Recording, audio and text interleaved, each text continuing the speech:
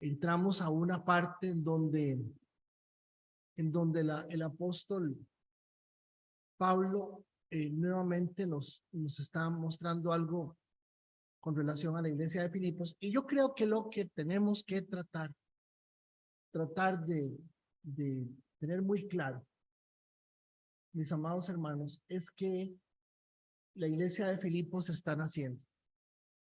Y eso es lo que tenemos que tener en mente. Yo me he hecho la pregunta, ¿cuál será la razón, verdad? ¿Cuál es la razón de esto? Y claro, recordemos que vamos a ver bellísimo la intervención del Señor, pero también ese gran cuestionamiento que nos hacemos, ¿verdad? El Espíritu Santo está con ellos. La iglesia está iniciando, el Espíritu Santo está con ellos, la iglesia está en ciernes, están sucediendo una cantidad de cosas muy lindas, pero bueno, entremos en materia y veámoslo conforme vamos caminando. Darle la bienvenida a cada uno de ustedes, a los hermanos que se están integrando, a doña Gina que se está integrando esta noche. Darle la bienvenida le voy a decir, no sé quién es, Honor X7, pero bienvenida o bienvenido. Regáleme un segundo.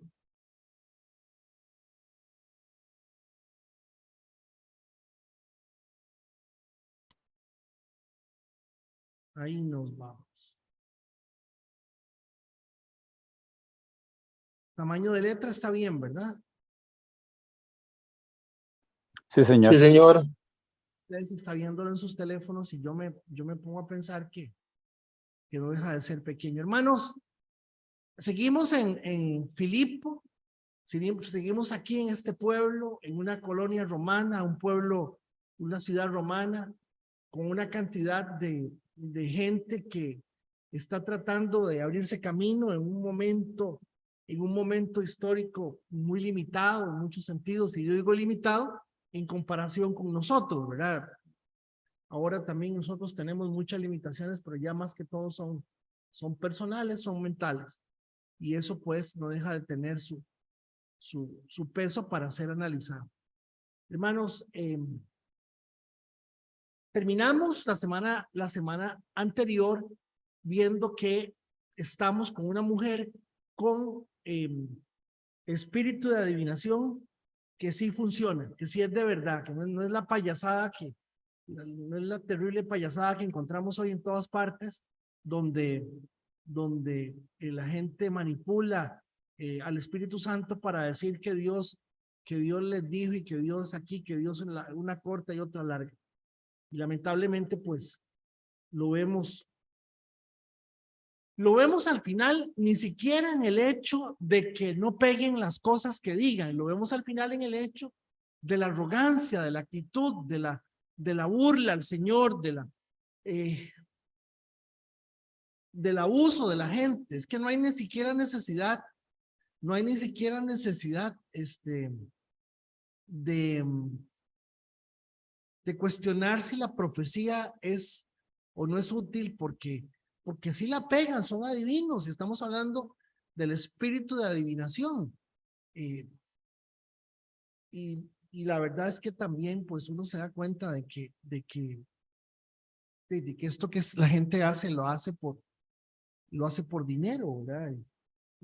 Y es por tener la plata de la gente que representa, cuando uno sabe que le van a decir que los hijos se van a sanar, o que uno va a alcanzar un buen negocio o lo que fuera. Es interesante todo ese tipo de cosas. Entramos al verso 19 inmediatamente con las esperanzas de los amos de hacerse ricos ahora quedaron destruidas. Así que agarraron a Pablo y a Silas y los arrastraron hasta la plaza del mercado ante las autoridades. Toda la ciudad estaba alborotada a causa de estos judíos. Le gritaron a los funcionarios de la ciudad. y les gritaron a los funcionarios de la ciudad, enseñan costumbres, dice, que nosotros los romanos no podemos practicar porque son ilegales. Y claro, aquí estamos ante una afirmación en donde seguramente por los gritos o por el momento, por la forma en que se está manejando, por los gritos o por lo que fuera, inmediatamente proceden, vean que no hay acto seguido, se procede inmediatamente enseguida se formó una turba contra Pablo y Silas. Los funcionarios de la ciudad ordenaron que les quitaran la ropa y los golpearan con varas de madera. Los golpearon, dice el texto, los golpearon severamente, note, severamente, y después los metieron en la cárcel. No termina ahí el asunto. Le ordenaron al carcelero que se asegurara de que no escaparan. Le ordenaron al carcelero que se asegurara que no escaparan. Entonces noten que tenemos una serie de acontecimientos desafortunados, bastante feos, que yo los enumeré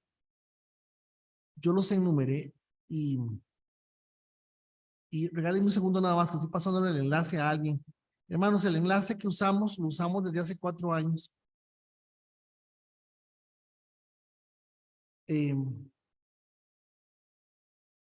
Imagínense usted que esta gente los prendieron, los arrestaron, los expusieron públicamente ante la gente ahí en el mercado, los acusaron falsamente, los garrotearon, los apalearon, les dieron con un garrote, los encarcelaron y los ataron a un cepo. Dice, le ordenaron al carcelero que se asegurara que no escaparan. Así que el carcelero los puso en el calabozo de más adentro y les sujetó los pies en el cepo. ¿Qué es un cepo? Un cepo es una tabla, una tuca, para que usted me entienda, una tuca grande, gruesa, una tuca grandota, de alrededor de unas 4 a 6 pulgadas de ancho, por tal vez unas 6 pulgadas bueno, larguísimo, con una bisagra, y entonces les meten los pies ahí en el cepo, los sientan en el suelo, les meten los pies, y en el otro lado, eso es como una especie de tijera, al final le ponen un candado, claro, un candado no hay, no había un candado, le ponen una argolla de acero, y entonces usted puede imaginarse, si usted está sentado en un lugar, usted puede imaginarse cuánto tiempo usted necesita para que se le duerman las nalgas, ¿usted me entiende? Y se le entuman las piernas. Súmele la garroteada, súmele el frío, súmele que no había luz eléctrica. La cárcel de atrás es muy probable que fuera algo totalmente oscuro, cerrado, de hecho ya lo vamos a ver. Y vieran que yo soy medio rejego a entrar en estos detalles, porque lógicamente vamos en ruta al milagro, vamos en ruta exactamente a ver un milagro. Y pareciera ser que al yo darle al milagro, perdón, al darle a la circunstancia, todos los inconvenientes que hay, pues cobra más peso el milagro. Lo que pasa es que analizando el material, pues se da uno cuenta cuál es el verdadero milagro, y que pareciera milagro, que lo es porque es un terremoto muy raro. Le ordenaron al carcelero que se asegurara no escapara. Así que el carcelero los puso en el calabozo de más adentro y le sujetó los pies en el cepo. Alrededor de la medianoche, o sea, ¿cuánto tiempo estaban metidos ahí? ¿Cuánto tiempo llevaban ahí?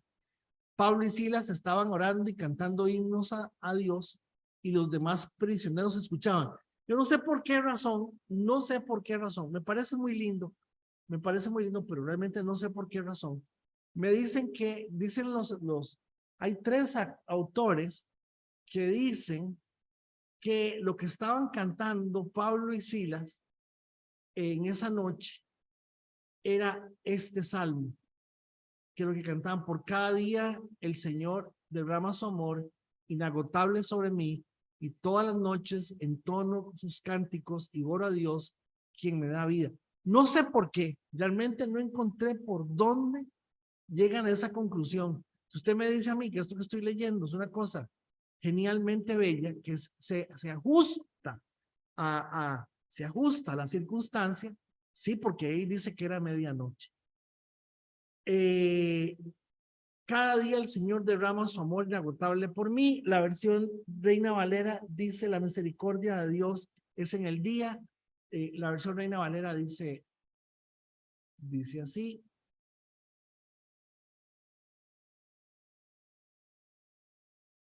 pero de día mandará Jehová su misericordia, y de noche su cántico estará conmigo, y mi oración al Dios de mi vida. Pues sumamente más pesado la estructura del español de la Reina Valera.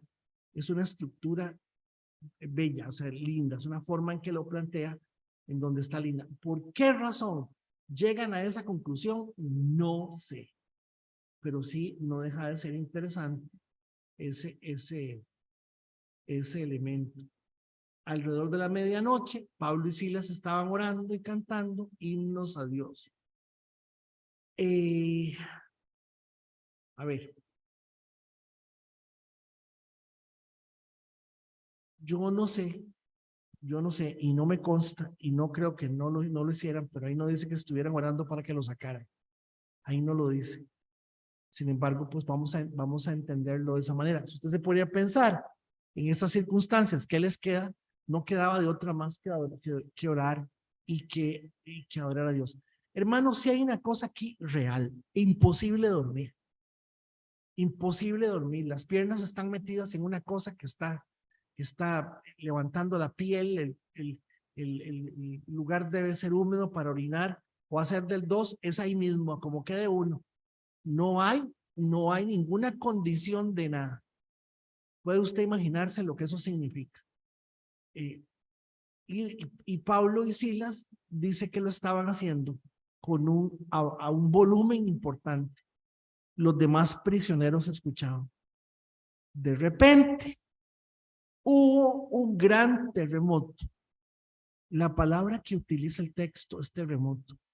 Y la cárcel se sacudió hasta sus cimientos. Al instante, todas las puertas se abrieron de golpe, y a todos los prisioneros se les cayeron las cadenas.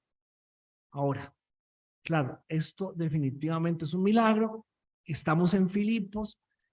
Filipos era en una zona que ellos estaban acostumbrados a este tipo de movimientos telúricos. Opa, ahora que tengo aquí en la casa unas gringuitas, a mí me da cosa, porque yo le digo: mamita, ¿usted alguna vez ha sentido un temblor? Y entonces le dicen a uno: ah, no. ¿Usted nunca ha sentido un temblor en su vida? No, le digo: no, vea, el asunto así, más o menos le voy a explicar, ¿verdad? Pero lo que les explica a uno es es que puede ser una socollón pavorosamente fuerte, ¿verdad? Puede ser una cosa fuerte. Una vez teníamos una machita ahí, una gringuita que vino de intercambio y estaba trabajando en el hospital de San Ramón, y para marzo, porque fue lo de Cinchona, se vino aquella cosa terrible, y ella veía que la gente gritaba, que la gente corría, y ella decía: ¿qué es lo que está pasando? Ella pensó que ella estaba mareada. Y, y esto se los cuento para decirles que este terremoto tiene particularidades, como por ejemplo, es un terremoto localizado. Solamente tembló en la cárcel. No hay más registros que dijera que alguien más sintió el temblor. No se sabe nada más de esto. Sí dice que el carcelero se despertó y vio las puertas abiertas, de par en par. dio por sentado que los prisioneros se habían escapado, por lo que sacó su espada para matarse. Este carcelero, hermanos, hay un 95% de probabilidad que haya sido un ex soldado y que le hayan dado trabajo pues, en la parte de seguridad y el hombre estuviera cuidando la cárcel. Ahora,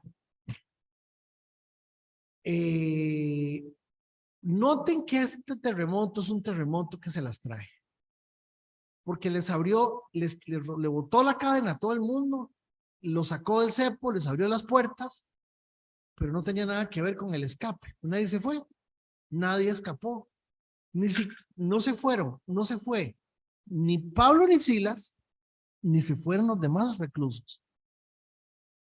Y fíjense que inmediatamente el carcelero se despertó, vio las puertas abiertas de par en par, dio por sentado que los prisioneros se habían escapado, por lo que sacó su espada para matarse. Pero Pablo le gritó: detente, no te mates, estamos todos aquí. Sí, fíjense, hermanos, que es un detalle de muy lindo, ¿verdad? ¿Por qué? Porque Pablo está garroteado, hermanos. Le metieron una solemne garroteada, lo patearon, lo escupieron y lo insultaron. Lo tenían amarrado, quién sabe desde qué horas, a un cepo. Pablo andaba todo de orines, quién sabe qué más cosas. Y detente, no te mates, estamos aquí. El carcelero pidió luz, corrió al calabozo y cayó temblando ante Pablo y Silas. A ver, compañeros de 1000 batallas, compañeros de milicia. ¿Qué tenemos? Tenemos a una señora millonaria, a doña Lidia, una señora que era negociante de púrpura. Tenemos a una chiquita que era endemoniada, que ya no es endemoniada. Y ahora tenemos a un carcelero. Eso, los tres con un testimonio excepcional. De una, doña Lidia, con por decirlo así, una experiencia personal muy clara. La muchachita endemoniada con una experiencia. La palabra no menciona que la muchacha se haya ido se haya hecho parte de la congregación. Sin embargo, es probable que sí, por esa razón, Lucas la está integrando en la narración. Entonces, fíjense ustedes, amados hermanos, que tenemos un carcelero y que de una forma muy extraña, ¿por qué él se tira de rodillas? El carcelero pidió una luz, luz al calabozo y cayó temblando ante Pablo y Silas. ¿Qué sabía él? ¿Qué entendía él? ¿Quién era este hombre? O sea, eh, eh, semejante garroteada, ¿qué valor tiene para Dios esta persona? Noten que la iglesia de Filipenses se fundamentó o se basó inicia con estas tres personas. Noten que la iglesia de Filipenses, hermanos, arranca aquí con las dos familias, la familia de Lidia, que era un familión, y la familia de don Carcelero. Noten que cualquier cosa que digamos alrededor de todo esto es especulación, porque la narración está muy clara, pero sí lo que es importante es entender todo lo que el Señor está haciendo para dejar consolidada la iglesia de Filipos. Ahora, avanzando, después los sacó y les preguntó: señores, ¿qué debo hacer para ser salvo? Entonces, noten que este amigo, el carcelero, tenía ya alguna información, tenía ya algún conocimiento de lo que había. Y si ustedes me preguntan a mí, a ver, lógicamente, pues no tienen por qué estar de acuerdo, pero ustedes me preguntan a mí, ¿para qué fue el terremoto? Obviamente el terremoto para lo que fue para el carcelero, porque nadie se fue, nadie se escapó. Al liberarlos en la forma en que lo hace, el carcelero queda impactado. Este carcelero ya sabía, estos hombres, ¿quién sabe quiénes son? Pero lo que estoy haciendo es conjeturar porque no hay información, pero es evidente que él dice que él entiende algo y él dice, ¿qué debo hacer para ser salvo? Ellos le contestaron, cree en el Señor Jesucristo, en el Señor Jesús y serás salvo junto con todos los de tu casa. Y bueno, esta es una afirmación que nos da pie para muchas cosas, pero claro, para lo primero que nos tiene que dar pie es para entender que esto es algo.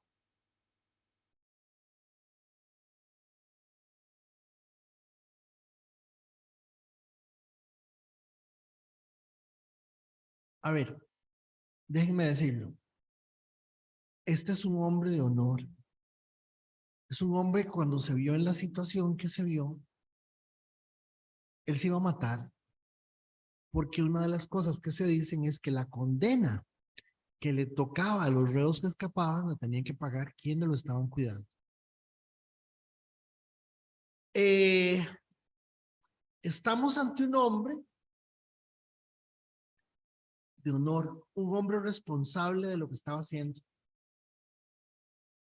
un hombre que estaba al tanto de su trabajo, y estamos ante un hombre noble, hermanos, noble, porque en medio de la situación que él se está dando, vean, acuérdense Pablo, ay, Federico, acuérdense de Lucas y los contrastes. Los amos de Panchita que estaba endemoniada, los amos de Panchita, donde vieron que Pablo le dice, te ordeno que salgas en el nombre de Jesús, el chamuco le sale y ellos lo que hacen es enojarse. Pero noten aquí este hombre ante un terremoto, que está viendo que es un terremoto, que lo quiso abrir, soltar cadenas, soltar puertas, quitar las cosas. Él lo que hace es, con humildad, reconocer que aquí se está moviendo algo más grande. Entonces noten, amados hermanos, que yo podría decirles a ustedes, desde que empiezo, que los de repente es de Dios, y entonces Dios de repente, y Dios, claro que sí, y que usted tiene que orar mucho, y que en los momentos de dificultad, claro que sí. Todo eso es muy importante que lo tengamos claro, porque es lo que se usa de estas experiencias que estamos viendo aquí, pero mucha gente ora circunstancialmente por cosas que está viviendo y no se resuelven en el momento, en la forma que se estaba dando. ¿Qué es lo que me interesa que vean? Que cuando uno está pasando por una situación difícil, uno debería de orar y cantar alabanzas, sí, pero que aquí específicamente en del verso 19 a lo que llevamos, el tema aquí es la iglesia de Filipos. El tema son los 3 testimonios. Yo soy una mujer de Teatira y Dios me concedió la oportunidad de estar el día que llegó en un hombre que se llamaba Pablo con un equipo de gente y él nos habló de la palabra. Y claro, el peso de la credibilidad de una persona, de una señora que era una persona de negocios, una persona de trabajo, el peso de esa mujer, ese testimonio es un peso importantísimo. Número 2, el peso del testimonio de la chiquita, de Panchita, que se le fue el demonio. Yo tenía un espíritu de adivinación, yo le producía mucho dinero a la gente. Y noten que lo que está quedando en Filipos es un grupo de gente, de 3 personas o de 20 personas, contando las familias, que cuentan otra historia, hermanos. Y claro, cuando llegamos a este punto, que es el punto donde vemos el corazón de este hombre, de este romano que dice, ¿qué debo hacer para ser salvo? Ellos le contestaron: cree en el Señor Jesucristo y serán salvos tú y tu casa. Entre el verso 31 y el verso 32 hay un lapso de cuánto, puede ser 8 o 10 horas, y le presentaron, ahora sí, y le presentaron la palabra del Señor tanto a él como a los que vivían en la casa. Coinciden los especialistas en que ese tipo de cárcel, que era una cárcel para, como para borrachos, como para los que no pagaban la pensión alimenticia, digo aquel, eh, ese tipo de cárcel estaba debajo de la casa del, del carcelero, y por eso es que las circunstancias de los acontecimientos se dan en la forma en que siguen. Aún a esa hora de la noche, el carcelero los atendió, les lavó las heridas. Tenemos otra expresión lindísima de este hombre. Lo primero es que cae de rodillas. Lo segundo es que este hombre pregunta: ¿cómo puedo hacer? Eh, ¿Cómo puedo hacer para ser salvo? Tercero, él dice: a esa hora de la noche, el carcelero los atendió y les lavó las heridas. Enseguida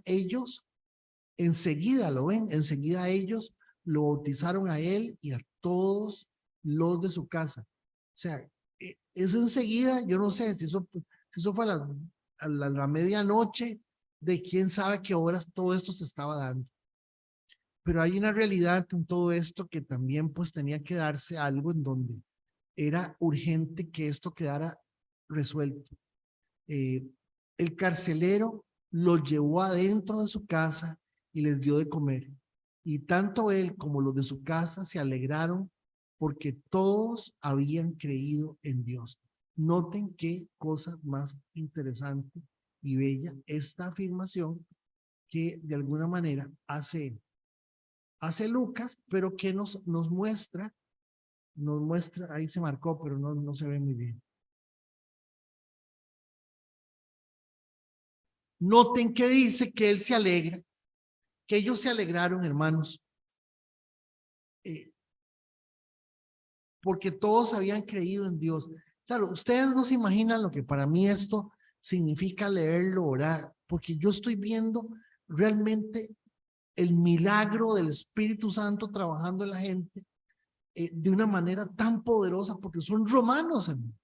¿Y qué les pudo haber dicho a las 2 de la mañana, 3 de la mañana? ¿Cuánto, cuánto, este, cuánto pudo haber hablado, haberles predicado, cuántos gritos haber pegado? Definitivamente esto no es del grito, ni del que mejor hable, ni del que mejor predique. Esto es un asunto del Espíritu Santo. Buenas noches, tío Roy, adelante, muy buenas noches. Y Olguita, muy buenas noches, bienvenidos. Hermanos, esto de que el predicador y el orador, es muy importante que la persona, no. O sea, esto es un asunto del Espíritu Santo, punto. Es un asunto del Espíritu Santo. Miren, ustedes no se imaginan, para mí, ver esto, ver lo que Dios nos ha permitido vivir a nosotros.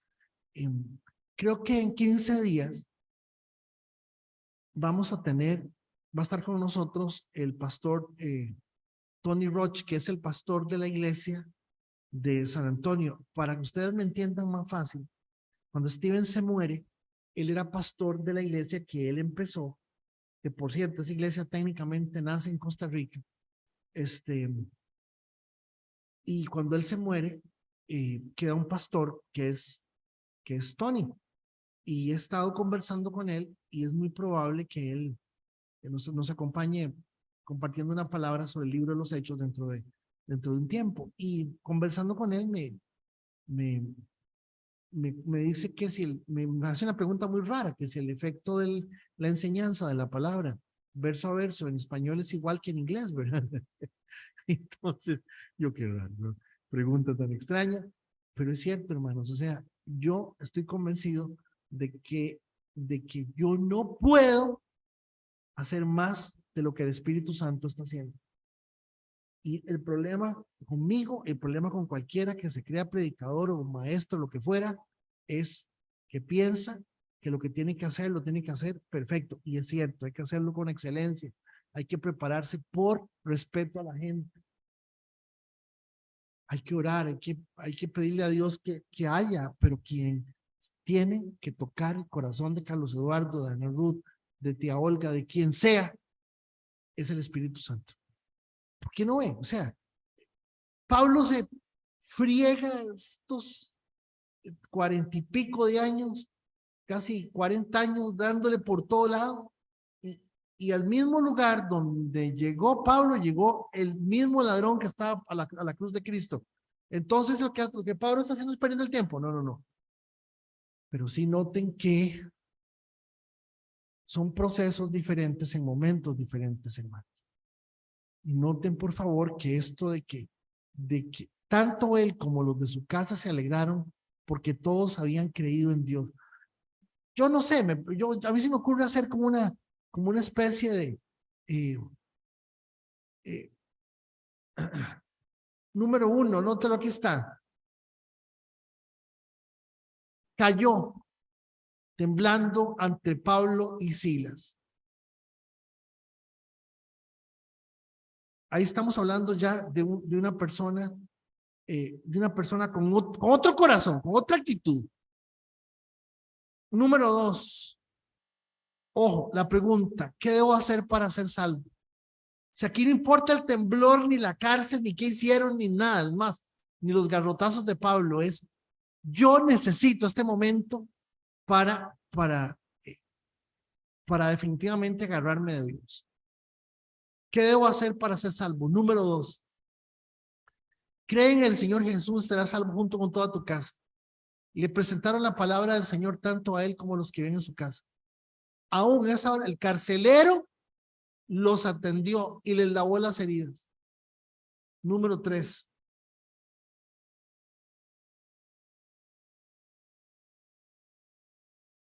enseguida ellos lo bautizaron a él y a todos los de su casa. Número cuatro. O sea, esto no pasó ni en 24 horas, hermanos. Fíjense ustedes, entonces, ¿qué pasa? Que al ver esto, tenemos que verlo con ojos de que sencillamente aquí hay un mover del Espíritu Santo y una obra del Espíritu Santo que está por encima de nuestras emociones, de la calidad del estudio del predicador, de los años si es apóstol o como ya nadie es soldado raso, si es apóstol, nótenlo, hermanos, es simplemente el Espíritu Santo. El carcelero los llevó dentro de su casa, les dio de comer, si quieren ese otro, número 5, y tanto él como de su casa se alegraron. Número 6, esa alegría es producto de la presencia del Espíritu Santo. A la mañana siguiente, los funcionarios, que esto es aquí, como quien dice, lo interesante de la noche, que nos tiene que hacer analizar esto. A la mañana siguiente, note, a la mañana siguiente quiere decir que bautizo, familia, todo pasó en la madrugada. Solamente el Espíritu Santo. La mañana siguiente, los funcionarios de la ciudad mandaron a la policía para que le dijera al carcelero, suelta a los hombres. Los funcionarios de la ciudad han dicho que tú y Silas quedan en libertad. Váyanse en paz. Y viene Pablo, es que aquí esto es lo más divertido, interesante, y aquí es donde vemos el Espíritu Santo que de verdad, hermanos, fíjense, vean, dice, ellos nos golpearon en público sin llevarnos a juicio y nos metieron a la cárcel. Y nosotros somos ciudadanos romanos. Imagínense que esto es tan grave, tan grave, que si ellos hubiesen puesto la denuncia de que los abusaron en la forma en que lo hicieron, Filipos hubiese perdido su condición. Voy a decirlo bien fácil para que me entiendan. Si a mí me agarran y me garrotean y me metan en la cárcel en San Ramón. Y ni siquiera me preguntaron si era costarricense. Ni siquiera me preguntaron eso. Si yo pongo la denuncia, San Ramón pierde el cantonato. San Ramón pierde el estatus de colonia romana. Vean la clase de bronca a las cuales se hubiesen expuestos. Claro, el Espíritu Santo le revela a Pablo. Pablo respondió: nos agarran a cañazos y a garrotazos, nos meten a la cárcel, no nos hacen juicio y ahora quieren que nos vayamos como que si los malos hubiésemos sido nosotros. No, señor, de ninguna manera, de ninguna manera. Que vengan ellos, ojo, que vengan ellos mismos a ponernos en libertad. ¿Qué pasa con esto? Al hacer esto, ellos se van de Filipos, sigue Tesalónica, vamos con iglesia, ya llevamos Gálatas, ya llevamos Filipenses, sigue Tesalónica y noten, hermanos, que al hacer esto, los magistrados, los encargados de la ciudad, van a guardar alguna consideración con la gente que queda en la ciudad. Voy a decirlo fácil, con Lidia, con el carcelero y con la muchachita que era endemoniada. O sea, la iglesia, lo que ellos vinieron a hacer, tiene y coge una consistencia a partir de este movimiento estratégico que hace Pablo al no dejarse. Es que por ningún lado le abren la cárcel de un solo terremoto. Qué interesante. Y no sale. Y luego lo tiran afuera y dice que no se va. Ah, no, díganme algo. Dice que no se va, que no me da la gana, porque me voy a ir. Esos pachucos llegaron y nos agarraron a patadas y nos pegaron y nos hicieron un montón de cosas. Y ahora sí, váyanse de callados. No, señor. No, señor. Vean qué interesante, hermano. Y claro, esto le da una consistencia al trabajo, al valor, al sentido de lo que se está tratando de hacer, porque acuérdese que lo más grave de lo que pasó con estos magistrados, con estas personas, fue que ellos admitieron un falso testimonio, porque la verdadera razón por la cual ellos encarcelaron a Pablo y a Silas es porque le quitaron los poderes a Panchita. Y al quitar los poderes a Panchita, entonces ese es el calderón que se tenía.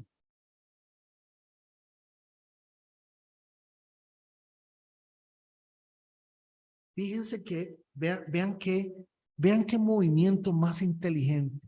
Vean dónde está el milagro, vean o vean los diferentes milagros que hay para no poner esto uno más que el otro. Vean este milagro de la estrategia del Espíritu Santo. Esta estrategia donde les dice, no, no, suave. Y el Espíritu Santo le mete a Pablo en la jupa de que no se vaya, Pablo, no se vaya. O sea, por ningún lado quería salir.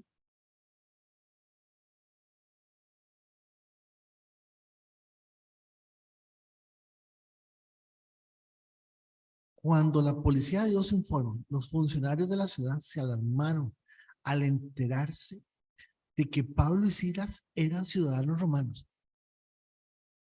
Entonces fueron a la cárcel y se disculparon con ellos.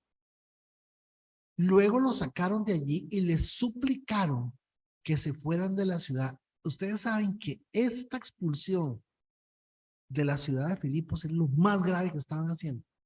Ningún ciudadano romano podía ser expulsado de ninguna ciudad romana, pero recuerden que en el año 49, año 50, había un decreto del emperador Claudio de expulsar a los judíos, eh, todo ese tipo de cosas que están pesando en esta situación y además no querían que el asunto se diera más. Noten, hermanos, que les suplicaron que se fueran de la ciudad. Ve el 40. Esto es súper divertido. Una vez que salieron de la cárcel, Pablo y Silas regresaron a la casa de Lidia. O sea, se lo sacaron de ahí, del mob, donde estaba la cárcel. Y les dijeron, háganme el favor y se van de Filipos. Allí se reunieron con los creyentes y los animaron una vez más y después se fueron de la ciudad. Aquí es donde vemos, como les dije, una consecución de milagros inteligentes que están por encima del terremoto, que como les dije, no tenía nada que ver con la fuga o con la libertad, porque el mismo Pablo no se fue. Tenía que ver con la conversión de este hombre. ¿Quién es este hombre? Cuando lleguemos al cielo, si Dios nos permite llegar, cuando lleguemos al cielo, vamos a saber quién era este hombre, qué tan importante fue este hombre, qué tan importante fue este hombre. Me gustó mucho lo que dice John Stott. John Stott dice que a partir de aquí, Lucas no sigue incluido en la narración, que es muy probable que quien se quedara pastoreando la iglesia en Filipos a partir de ahora fuera Lucas en Filipos.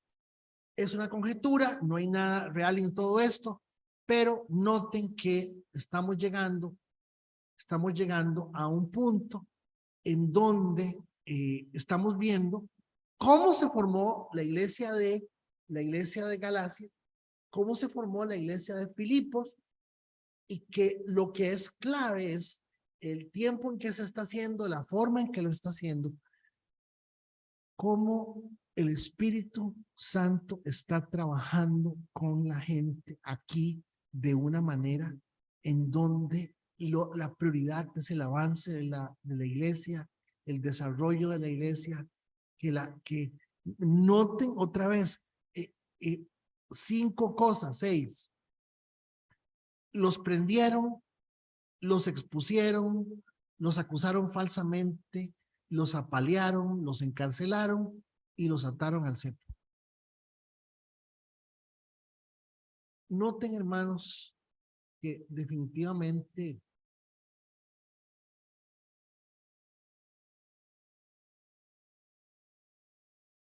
pues la pregunta es,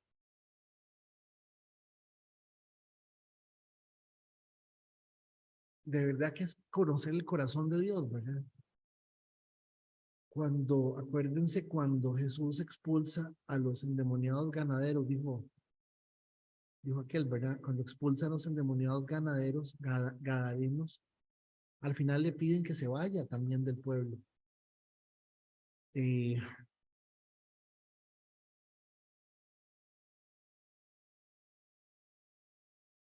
nos toca hacer un esfuerzo para conocer el corazón de Dios, porque qué fácil sería ver las cosas simplemente en función de cuál va a ser el beneficio, ¿verdad? Y en medio de esta peregrinación, oigan la palabra, en medio de esta peregrinación en la que estamos, poner nuestra condición a un lado para que suceda lo de Dios, ¿verdad? ¿Por qué razón el carcelero tenía que vivir la experiencia de un terremoto? No sé. ¿Por qué razón la chiquita tenía que perder los poderes y ahora podría ser que hasta la mataran? Porque ella ni siquiera tenía derecho sobre ella misma. Muy complicado. Porque una mujer que a todas luces es una mujer con todas las condiciones para poder vivir bien en un momento muy